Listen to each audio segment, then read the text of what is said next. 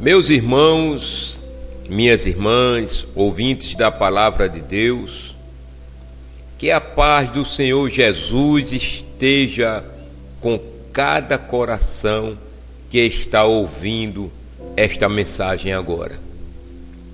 Vivemos dias estranhos, não é assim? Dias em que o ser humano olha para o bem e chama de mal, olha para o mal e chama de bem. Dias em que aquilo que sempre foi natural, criado por Deus, está sendo questionado, distorcido e até ridicularizado. E a pergunta que ecoa no nosso coração é: o que está acontecendo com a humanidade? A Bíblia fala sobre isso. Como o cristão deve reagir?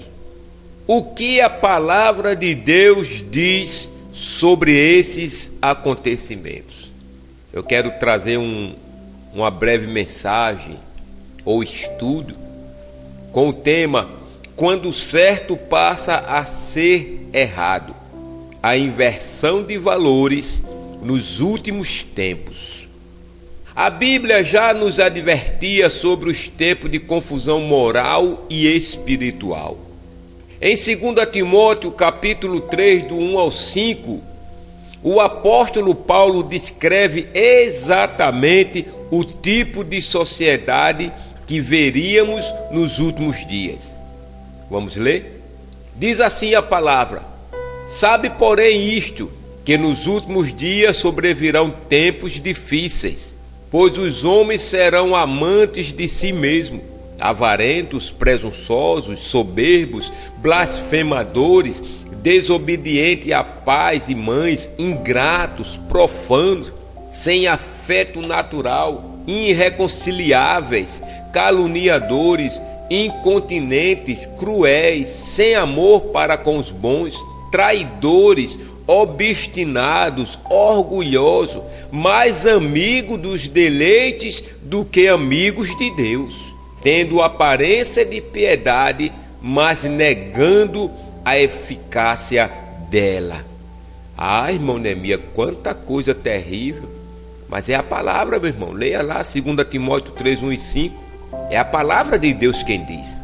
E nós devemos atentar, porque é como alguns costumam dizer, né? A Bíblia é a bússola do crente. Se você seguir por ela, você nunca vai errar o caminho. Quando se fala aqui em 2 Timóteo sem afeto natural, essa é uma expressão muito forte, porque fala da quebra do que é natural, do que é saudável e criado por Deus. Vamos falar sobre a distorção da criação e da identidade humana. Desde o princípio, nós sabemos, Deus estabeleceu ordem, propósito e limites. Gênesis 1, 27 diz a palavra: e criou Deus o homem à sua imagem, a imagem de Deus o criou, homem e mulher os criou. Esse versículo é sobre o casamento. E ele diz: por isso deixará o homem pai e mãe e se unirá à sua mulher, e serão ambos uma só carne. Gênesis 2, 24. E hoje, com amor, com temor e com a palavra aberta, nós vamos entender tudo isso. Quando o certo passa a ser errado, a inversão de valores nos últimos dias. A Bíblia já havia anunciado a inversão de valores. Você sabia disso? Vamos começar com um texto fortíssimo. Isaías 5:20. Ai dos que ao mal chamam bem e ao bem mal, que fazem da escuridão luz e da luz escuridão, e fazem do amargo doce e do doce amargo. Aqui está dizendo: ai daqueles que dizem que o mal é bem e que o bem é mal. Ai daqueles que fazem parecer que a escuridão é luz e que a luz é a escuridão. Preste atenção meu irmão ouvinte, Deus não está dizendo talvez aconteça. Ele diz: ai daqueles. É um alerta, é um aviso, é um sinal dos tempos. Quando a sociedade perde Deus como referência, perde também o senso do certo e do errado. E o que é a quebra do natural? Irmão Neemias, o que é a quebra do natural? Eu não estou entendendo, me explique. Eu creio que o Espírito Santo, ele já abriu e vai continuar abrindo o teu entendimento. Natural não é o que a maioria decide. Natural é aquilo que Deus criou, estabeleceu e abençoou. Isso é o natural. Romanos 1:25 diz: pois trocaram a verdade de Deus pela mentira e honraram e serviram mais a criatura do que ao Criador, que é bendito eternamente. Você entende a profundidade desta palavra? E isso está acontecendo ou não está? Está, irmão, é a palavra que diz. Quando o homem troca a verdade pela opinião, você lê um versículo ou se estuda algo, aí você dá sua opinião. Você está trocando a verdade, o que Deus já deixou certo, determinado.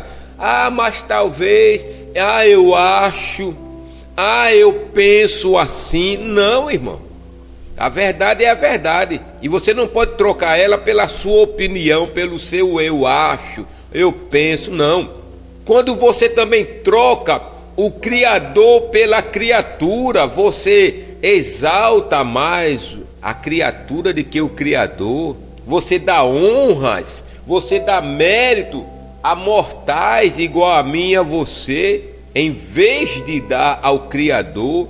E quando você também troca a palavra pelo desejo. Não, irmão, não troque a palavra de Deus por nada neste mundo, por nenhum desejo, por nada.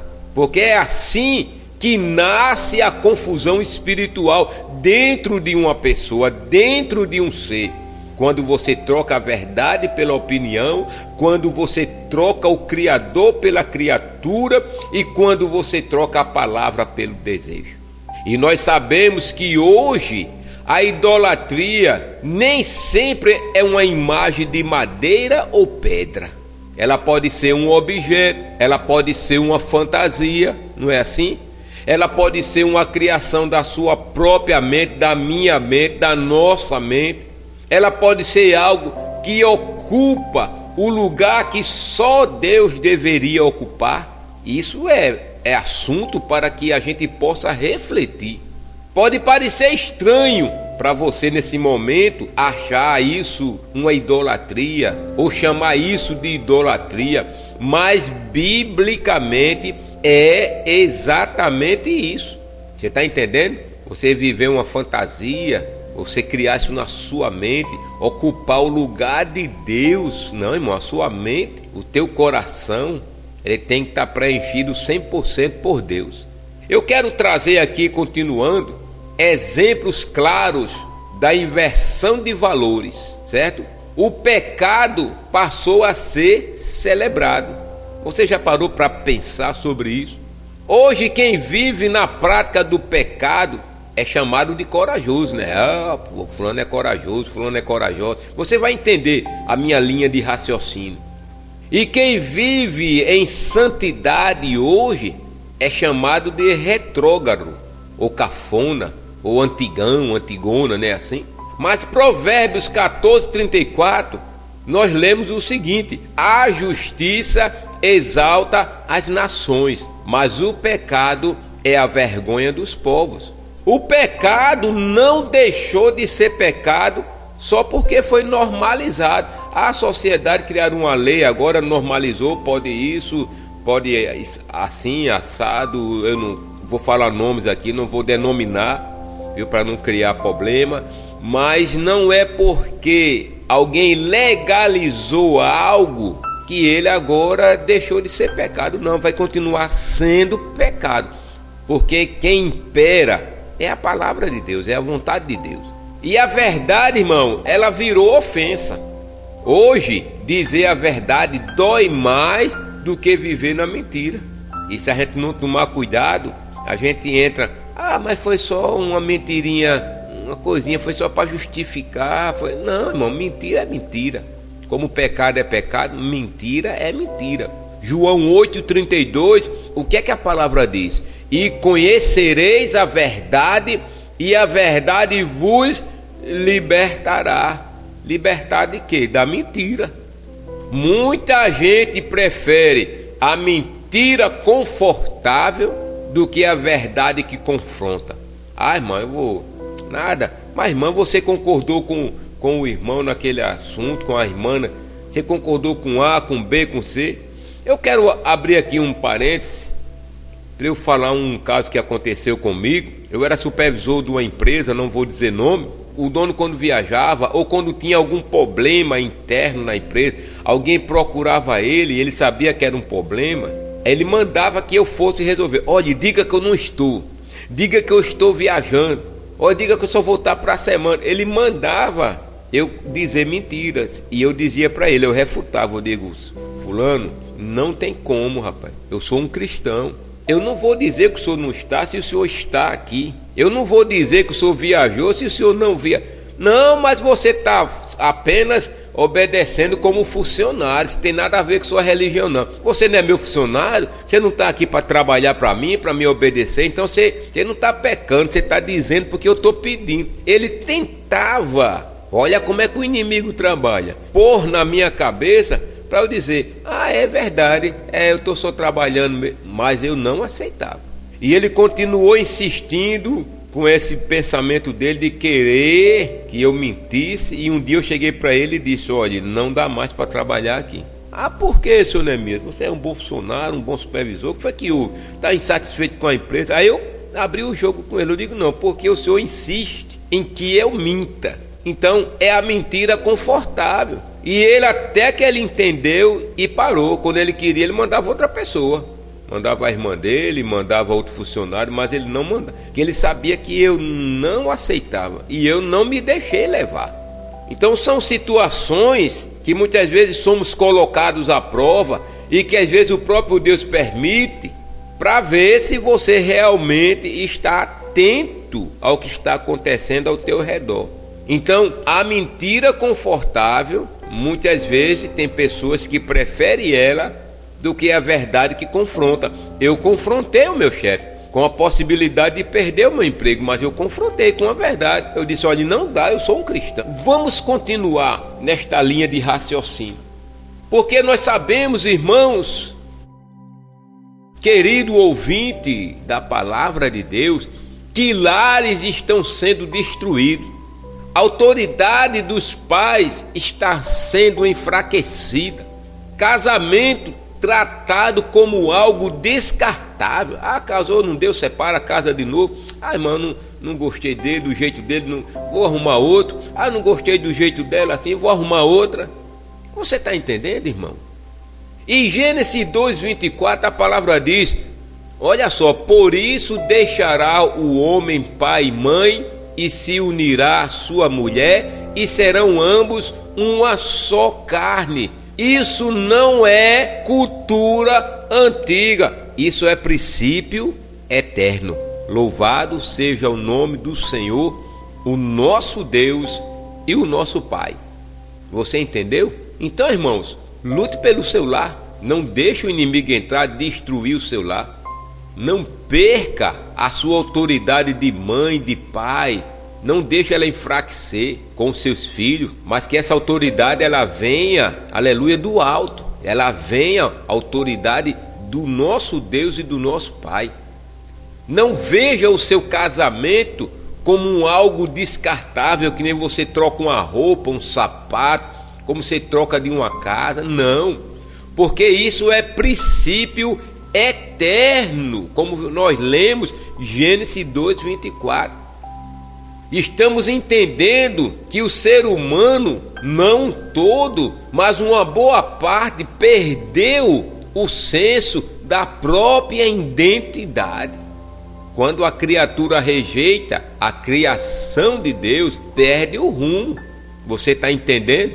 Você está compreendendo? Deixa eu ler para você Romanos 1, 21 e 22. Porquanto, tendo conhecido a Deus, não o glorificaram como Deus, antes se tornaram nulos em seus próprios raciocínios. Eles perderam, em outras palavras, o bom senso e ficaram confusos. É isso que a palavra está dizendo. Confusão espiritual gera, ou melhor dizendo, eu quero enfatizar mais, sempre gera confusão emocional. Você entendeu? Confusão espiritual sempre gera confusão emocional. Nunca se falou tanto em amor e nunca houve tanta solidão como nos dias de hoje. Não é assim, irmão? Mas quando eu estou aqui me relacionando na palavra amor, não estou falando do amor só entre homem e mulher, mulher e homem, não. Estou falando de amor de um modo geral, como o amor que Jesus fala aqui em Mateus 24, acho que é 24, 12. E por se multiplicar a iniquidade, o amor de muitos esfriará. Precisamos entender que quando Deus sai do centro, o amor se torna raso, interesseiro e passageiro. Deus tem que estar no centro. Como eu vou amar minha esposa, como eu vou amar meu filho, minha filha, meu irmão, minha irmã, meu pai, minha mãe, o meu próximo, até a mim mesmo, se Deus sair do centro da minha atenção. Esse amor vai ficar uma coisinha raquítica, ralinha, e vai terminar a se tornar uma coisa passageira. Vai acabar. Você compreende isso? Mas precisamos entender que muitos esquecem que Deus é amor, mas também é justo. Ele gosta da justiça, porque Ele é justo. Romanos 1,28 diz a palavra: e como eles não se importaram em ter conhecimento de Deus, assim Deus os entregou a uma mente reprovável. Isso não significa que Deus abandona, significa que Ele respeita a escolha humana. O maior juiz não é Deus punir, é Deus permitir que o homem viva longe dele. Você está entendendo? O maior juízo que possa vir na minha vida, na sua vida, não é Deus pegar você e eu, dar uma surra, nos punir, não. É Ele permitir você e eu viver longe dele. Isso é uma punição terrível para qualquer ser humano na face da terra. Mas, irmão Neemias, e qual deve ser a minha postura como cristão? Não se conformar, porque não é assim que diz em Romanos 12, 2: e não vos conformeis com este mundo, mas transformai-vos pela renovação da vossa mente. A sua mente, ela deve ser renovada continuadamente. E a palavra, ela é direta. Não se conforme, irmão, irmã, ouvinte, com o que o mundo está ditando, com o que o mundo está fazendo. Não se conforme com as novas leis, com as regras do governo, que agem como que o mal seja o bem e o bem seja o mal. A palavra, ela foi direta, mas transformai-vos pela renovação da vossa mente. Tem pessoas que estão sendo transformadas pelas coisas do mundo. Não é assim? É. Ai, irmão, não é mesmo? É. Você está sendo conduzido, conduzida, sendo levado, levada pelo que o mundo está ditando. Você está sendo transformado por essas coisas. Se você está assim, reveja seus conceitos, porque nós não somos cidadãos do mundo, somos cidadãos do céu. O mundo não é a nossa morada. E o próprio Jesus disse: aquele que se intitular amigo do mundo, o que é o que o amigo faz? Ele acata o que o outro diz, ele aceita, ele ouve um conselho. Então, se você está acatando as normas do mundo, as inversão de valores, você está sendo transformado por ele. Ô irmão, tem algo errado, porque a palavra manda em Romanos 12:2 que nós sejamos transformados pela renovação da nossa mente. Então, não se conforme. E outra coisa que eu quero deixar bem claro aqui: não odiar. Você não pode odiar, ter ódio no teu coração pelo pecador, pelo quem erra, pelo aquele que falha. Você observe que Jesus, ele nunca odiou o pecador. Pelo contrário, ele morreu por ele, pelo pecador. Se você ler João 3,17, porque Deus enviou o seu Filho ao mundo não para condenar o mundo, mas para que o mundo fosse salvo por ele. A lógica foi essa. A intenção foi e continua sendo essa. Jesus morreu, aleluia, não para condenar o mundo, mas para que o mundo fosse salvo por ele. E nós devemos permanecer firme. Não se conforme, não odeie ninguém e permaneça firme. Josué 24:15, eu e a minha casa serviremos ao Senhor. Unidade, união. Você está compreendendo? Como está a sua casa? Como está os teus? Eu estava meditando um dia sobre o Salmo 91. E é um salmo que em tempos de confusão, ele nos dá uma diretriz. Porque ele fala: aquele que habita no esconderijo do Altíssimo, a sombra do Onipotente descansará. Salmo 91, primeiro. Você está entendendo, irmão? Aquele que habita, habitar é morar, no esconderijo do Altíssimo, a sombra do Onipotente descansará. O nosso Deus e o nosso Pai. Não é repetir, é habitar. Ah, irmão, não repita não, irmão, habite, viva, permaneça. Aonde, irmão Neemias? Aleluia, glória a Deus. Aí até, irmão, sente a presença desse Deus maravilhoso. Aleluia. Aonde, irmão Neemias? Na morada, no esconderijo, na sombra do Onipotente.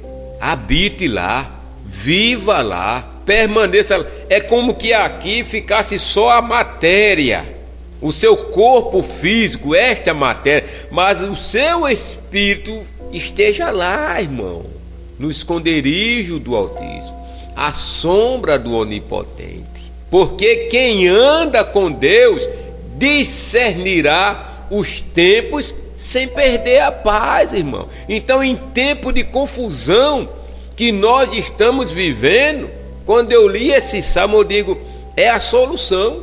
A solução, irmão, para o tempo de guerra, para o tempo em que nós estamos vivendo, de inversão de valores, de falta de amor, porque sabemos que por se multiplicar a iniquidade, o amor de muitos esfriará. O Salmo 91 nos dá uma opção.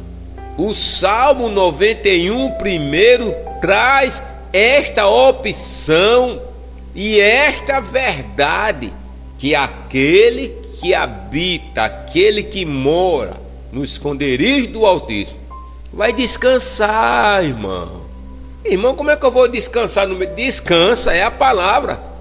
Ah, irmão, como é que você vai estar ao lado de Deus e você vai estar atormentado, agitado? Não tem como. Ao lado de Deus pode estar passando o que for na sua vida, você vai descansar. É um paradoxo, não é verdade? Às vezes a mente da gente não dá para entender, assimilar, mas a verdade é essa. E eu quero fazer uma conclusão aqui, porque é uma mensagem, um estudozinho breve, falando o seguinte: meu irmão, minha irmã, o mundo hoje ele pode estar confuso, mas Deus continua no trono. Hebreus 13:8, a palavra diz: Jesus Cristo é o mesmo ontem, hoje e eternamente. O certo não mudou, viu, igreja? Quando eu falo igreja, eu estou falando de você, servo, de você, serva, de nós. Nós somos a igreja. A igreja não é o prédio lá, o prédio físico, não é? A igreja é você, a igreja sou eu. E nós sabemos que o certo não mudou, a verdade não mudou, o plano de Deus não mudou. E enquanto muitos estão perdendo o rumo, Deus está levantando vozes lúcidas, firmes e cheias de amor para pregar a verdade, para anunciar o ID de Jesus com amor e verdade. Então guarde no seu coração Hebreus 13:8. Jesus Cristo é o mesmo ontem, hoje e eternamente. E nós devemos ser o mesmo de quando o conhecemos no primeiro amor, devemos ser o mesmo hoje e devemos ser o mesmo amanhã.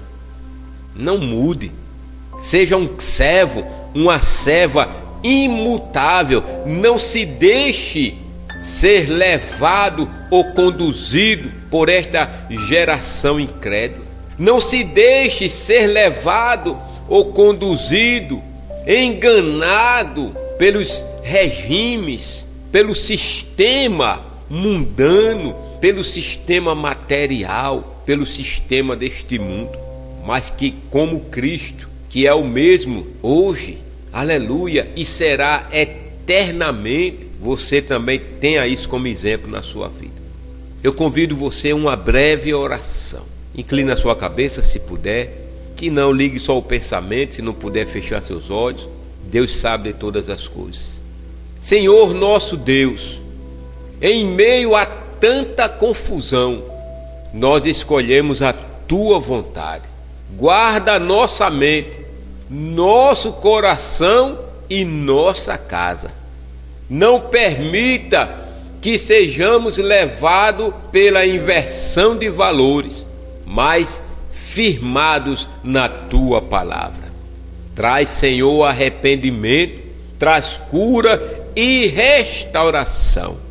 E usa cada vida que ouviu esta mensagem como luz em meio às trevas. Em nome de Jesus, nós pedimos e já te agradecemos pela resposta.